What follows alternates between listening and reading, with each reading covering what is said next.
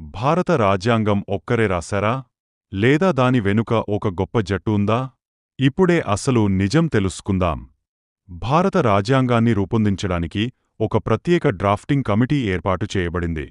ఆ కమిటీకి చైర్మన్గా ఉన్నారు డాక్టర్ బిఆర్ అంబేద్కర్ గారు.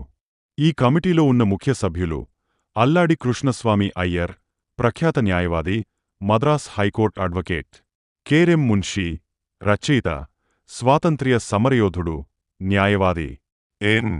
గోపాలస్వామి అయ్యంగార్, అధికార పరిపాలనలో అనుభవమున్న నాయకుడు, మాజీ దివాన్ సయ్యద్ మహమ్మద్ సాదుల్లా, అస్సాం రాష్ట్రానికి ముఖ్యమంత్రిగా పనిచేశారు. డి.పి. ఖైతాన్, ప్రముఖ న్యాయవాది మరియు పారిశ్రామికవేత్త, తర్వాత టి.టి. కృష్ణమాచారి కూడా ఈ కమిటీలో భాగమయ్యారు.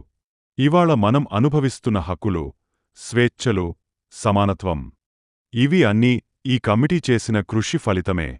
అందుకే భారత రాజ్యాంగం ఒక వ్యక్తి కృషి మాత్రమే కాదు, ఒక గొప్ప జట్టు పని. డాక్టర్ అంబేద్కర్ గారు ఈ జట్టుకు నాయకత్వం వహించి భారతదేశానికి ఒక బలమైన రాజ్యాంగాన్ని అందించారు.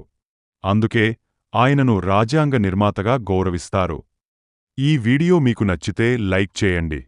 ఇలాంటి చరిత్ర విషయాల కోసం మా ఛానల్ను సబ్స్క్రైబ్ చేయండి. మీ అభిప్రాయాన్ని కామెంట్లో చెప్పండి.